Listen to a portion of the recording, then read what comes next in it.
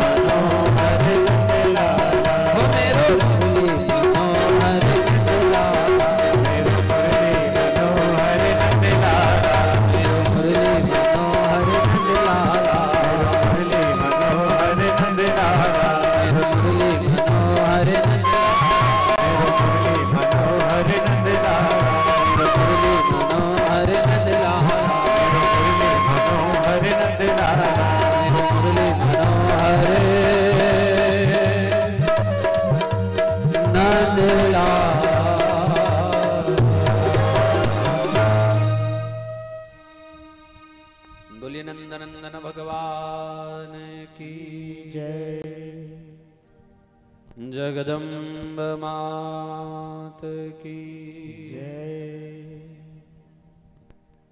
आइए हम सभी भागवत भगवान के पावन चरणों में प्रणाम करें। आप और हमारे बीच में विराजित भगवान नंदनंदन को वंदन करते हुए, माँ जगदम्बा के चरणों में प्रणाम करते हुए, आप सभी उपस्थित बंधुजन, वरिष्ठजन, सभी भक्तिमती माताएं, आप सभी को नमन करते हुए सभी को सादर जय श्री कृष्ण। परम पावन श्रीमद् भागवत भागीरथी का आज विराम दिवस है। विगत 7 दिनों से यह अनुष्ठान मां चंद्रकेशर के पावन तट पर और मां जगदम्बा के सानिध्य में अमृतमयी पितृमोक्षार्थ धोसरिया परिवार के द्वारा आयोजित इस सुरम्य अनुष्ठान में हम सभी एकत्रित हुए, इसमें भाग लिया।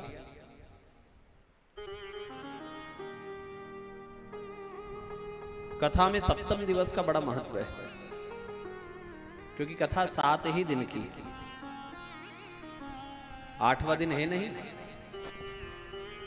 इस आशय से जीवन में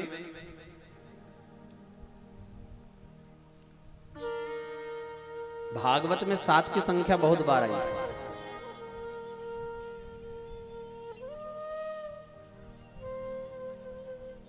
जैसे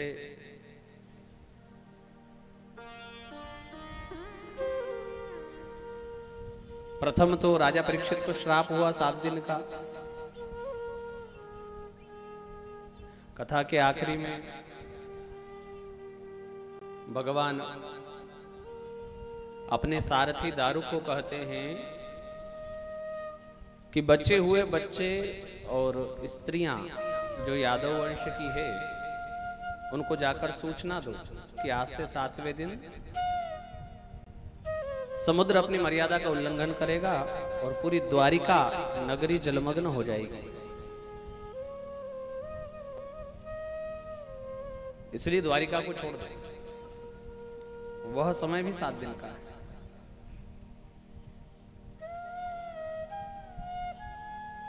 राजा सत्यव्रत को भगवान मीन मत्स्यावतार में 7 ही दिन का अवसर देते हैं।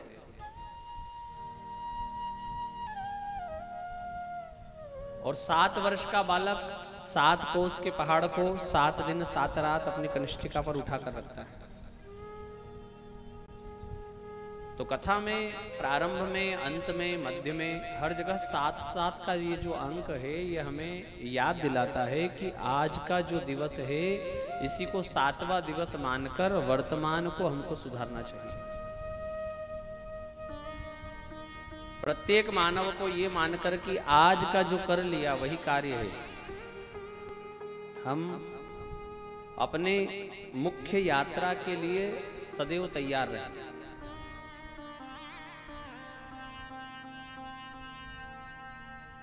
कल कथा में आपने भगवान के रुक्मिणी हरण का प्रसंग सुना। पश्चात रुक्मिणी ने ऐसी प्रतिज्ञा की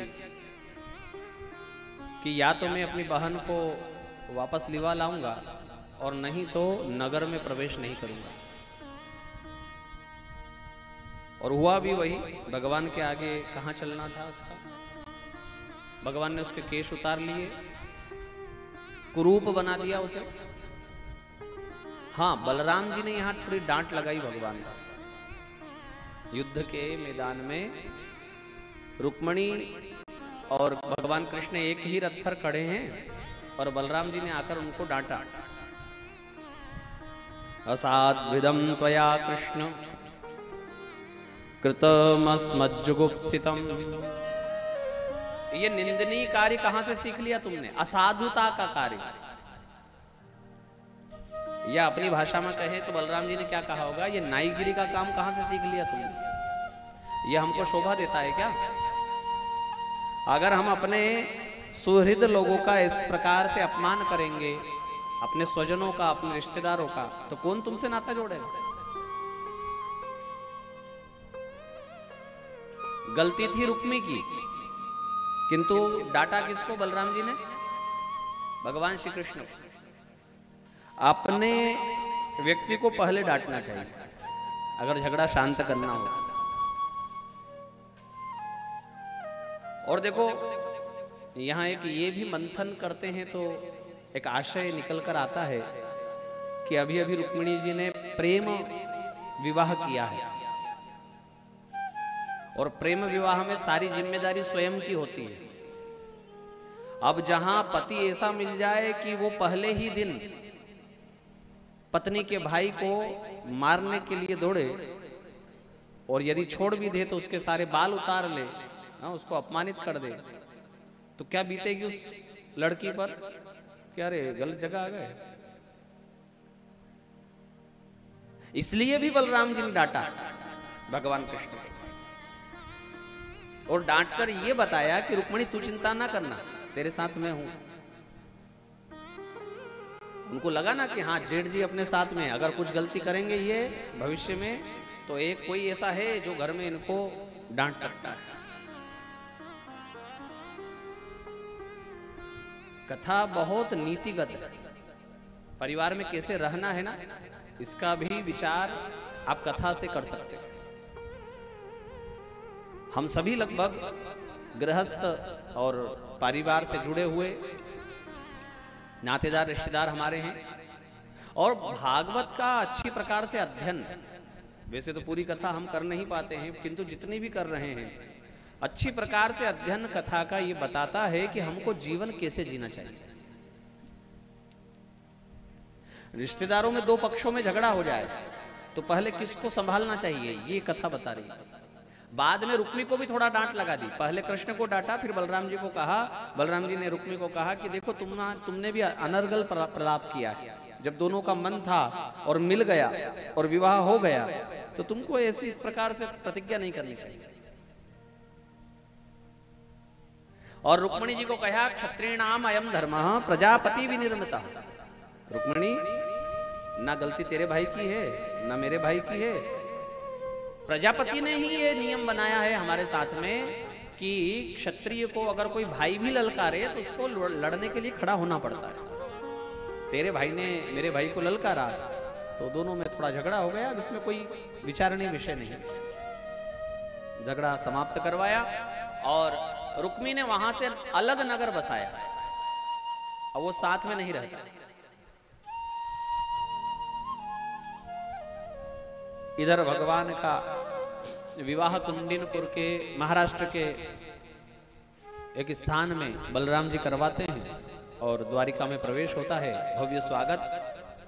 यहां रुक्मिणी जी के गर्भ से प्रद्युम्न जी का जन्म होता है। ये प्रद्युम्न जी कामदेव है। भगवान शिव ने, हम रामचरितमानस का भी पाठ करते हैं तो वहां भी ये वरदान आता है जो रति को भगवान शिव ने दिया है कामदेव के भस्म होने पर। और वो वरदान क्या है?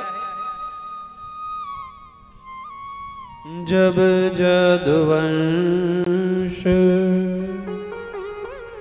कृष्ण अवतारा हो यही हरण महामहि भारा। जब जदुवंश कृष्ण अवतारा हो यही हरण महामहि भारा।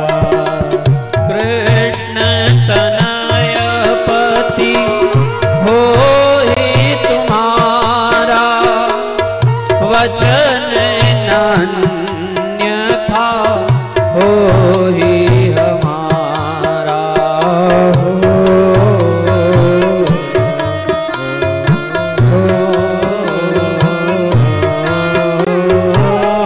कृष्ण तनय पति हो ही तुम्हारा,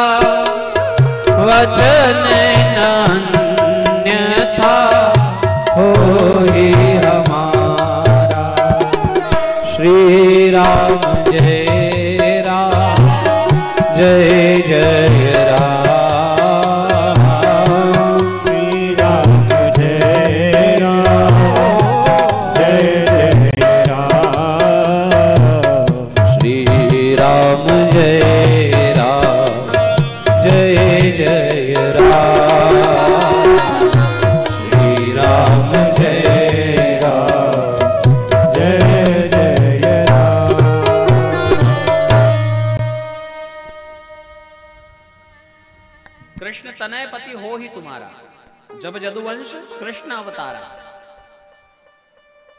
भगवान शिव ने कामदेव को भस्म किया तो रति ने कहा कि वाह भोलेनाथ, अब तो सृष्टि रुकी ही समझो। तो शिव जी ने कहा नहीं रुकेगी, तेरा पति जीवित रहेगा। कहां? बोले लोगों के मन में, उसका नाम मनोज होगा। तो रति ने कहा भोले भंडारी, इससे मेरा क्या लेना देना, लोगों के मन में मेरा पति जीवित रहे, मुझे तो मेरा पति मूर्त रूप में चाहिए ना। तो शिव जी ने फिर कहा कि जब जदुवंश कृष्ण अवतारा,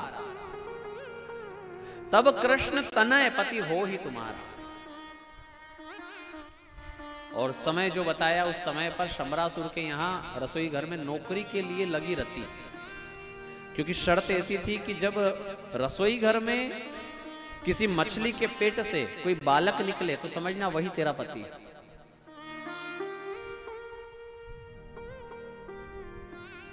इधर शंबरासुर को ज्ञात हुआ देवताओं से कि मेरी मृत्यु होगी नहीं, और अगर होगी तो कृष्ण के बेटे से। तो उसने सोचा कि क्यों ना अपनी मृत्यु को मैं सदा सदा के लिए समाप्त कर दूं। तो जैसे ही प्रद्युम्न जी का जन्म होता है, वैसे ही सूतिका ग्रह से पलंग सहित हरण कर लेता है।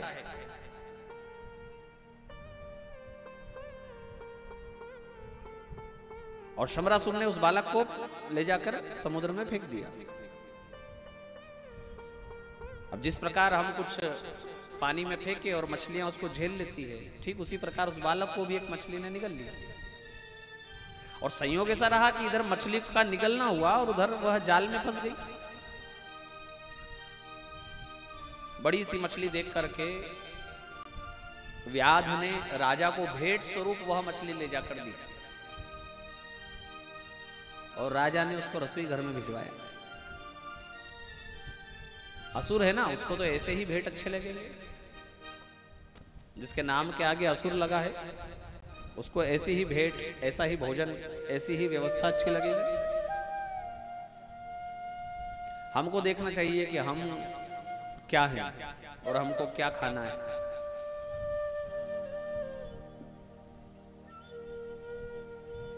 शरीर एक मंदिर है, और जिस प्रकार हम अपने द्वारा बनाया हुआ मंदिर पत्थर का, उसमें दुर्व्यवहार पसंद नहीं करते हैं, ऐसे ही इस मंदिर में भी दुर्व्यवहार, दुर्भोजन, व्यसन नहीं स्वीकार होना चाहिए। और वो मंदिर तो पत्थर का है, ये मंदिर जीता जागता और सुंदर मंदिर। इसमें भी गर्भगृह है, हृदय, और उसमें भी श्री ठाकुर जी बैठे हैं। मंदिर पर लहराने वाली ध्वजा है हमारी शिखा, और उस मंदिर का पूजन है हमारे माथे का तिलक। किंतु बड़ी शर्म की बात है, हमारे यहां तो हिंदुओं को भी अभी तिलक लगाने में शर्म आती है। कहने को हिंदू हैं और धोती कुर्ता ना पहने कोई बात नहीं, किंतु उनको जरूरी जो सनातन के चिन्ह हैं उसमें भी लाज है, उसमें भी शर्म है। और रोज के श्रृंगार बहुत हैं, किंतु तिलक लगाने की बारी आए तो शर्म आती है। और कथा में ऐसा कहने का मन होता है कि इससे तो अच्छे वो मुस्लिम लोग हैं जिनको टोपी लगाने में शर्म नहीं, और ऐसे हिंदुओं पर धिक्कार है जिनको अपने सनातनी चिन्हों को अपनाने में शर्म है, लाज है। उस मुस्लिम भाई को टोपी लगाने में कोई शर्म नहीं, हजारों का बिजनेस छोड़कर वो नमाज पढ़ने जाता है, शर्म की बात है हमारे लिए। लाख उनका काम होता है, फिर भी वो छोड़ करके नमाज के टाइम में जाते हैं। एक जैन धर्म को निभाने वाला एक कपड़े में पूरा नगर का चक्कर लगाता है। सिख समुदाय हमारा, उनको कोई लाज शर्म नहीं उनके धर्म का पहचान रखने में। सारी शर्म जो है वो हमारे भारतीय लोगों में, हमारे हिंदू लोगों में।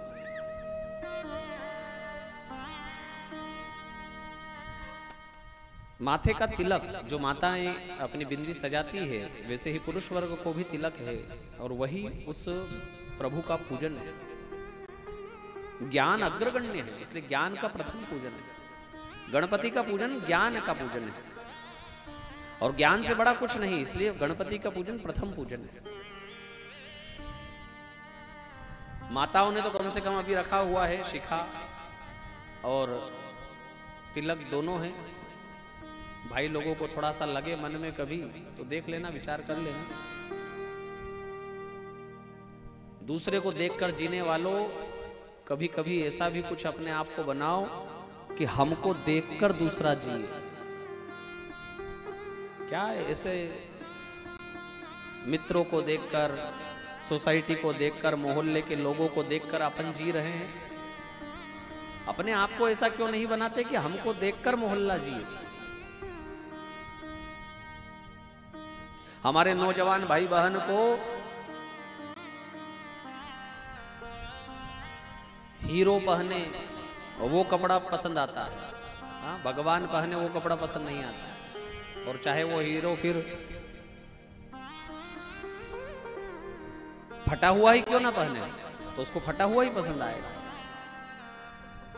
फटा कपड़ा भी पहन लेगा। हमारी बहन, हमारे भाई लोग ऐसे ऐसे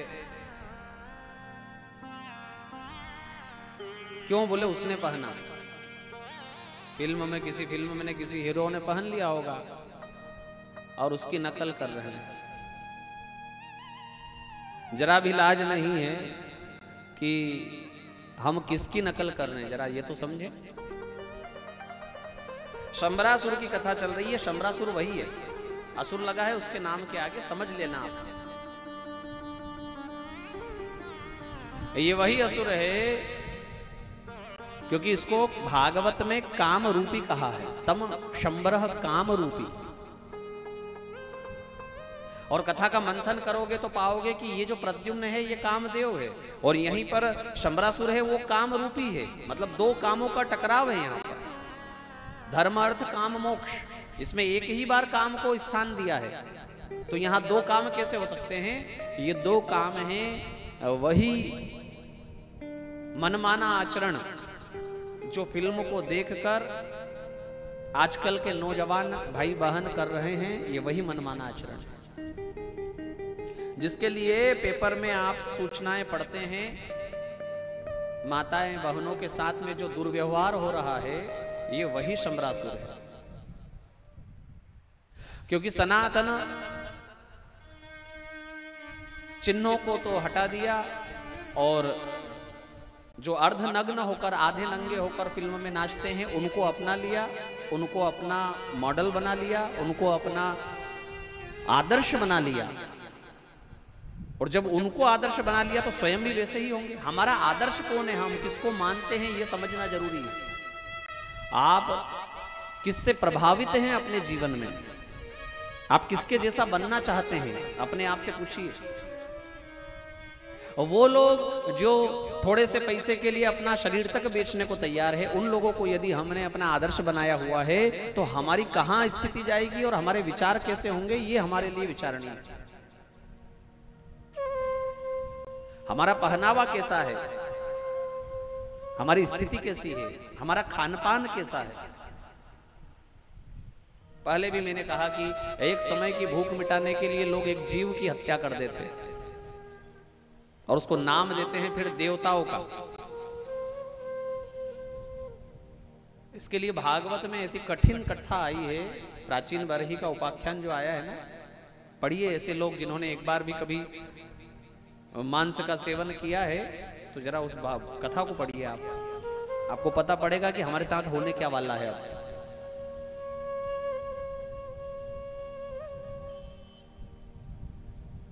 भगवान ने चिन्ह दिए हैं, पहचान दी है कि कौन क्या खाएगा।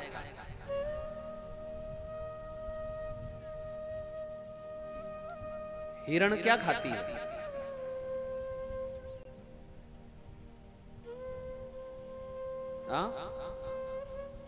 घास नहीं? पता है क्यों? क्योंकि वो होंठ से पानी पीती है। गाय क्या खाती है? क्योंकि वो होंठ से पानी पीती है। भैंस? अच्छा, कुत्ता क्या खाता है? मांसाहारी है कुत्ता। क्योंकि वो जीभ से पानी पीता है। ये पहचान बनाई है भगवान, जो जीभ से पानी पीता है वो मांसाहारी है। शेर, बिल्ली,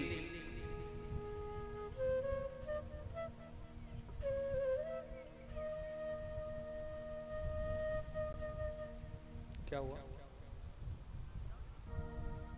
तो भजन का बोल दो।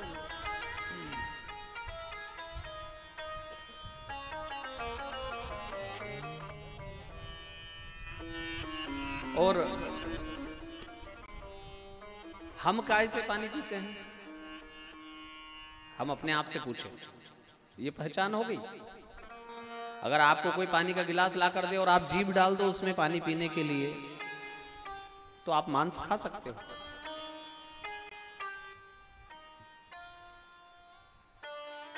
और यदि हम उस कैटेगरी में है ही नहीं, यदि हम हिरण की कैटेगरी में हैं, गाय की कैटेगरी में हैं, तो फिर हमको उसका सेवन भी नहीं करना चाहिए। विज्ञान भी कहता है, किंतु मानता कौन है? असुर है ना, शंबरासुर। आजकल शंबरासुर चौराहे पर खड़े रहते हैं, दुकानों पर, काम धाम कुछ है नहीं, और आती जाती महिलाओं को, माताओं को कुछ भी बोलना आजकल के शंबरासुर का काम है।